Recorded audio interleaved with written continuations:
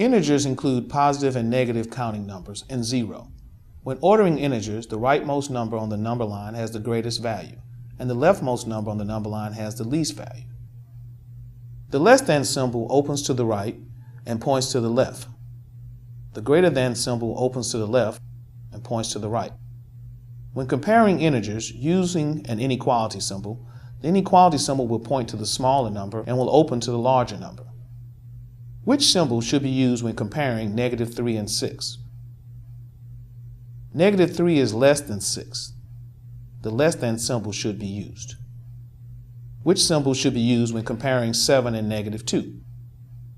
7 is greater than -2. The greater than symbol should be used.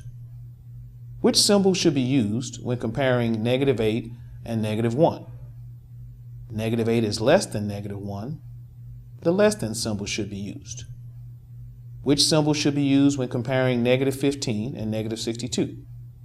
-15 is greater than -62, so the greater than symbol should be used. Test your knowledge by opening up the Test Yourself activity.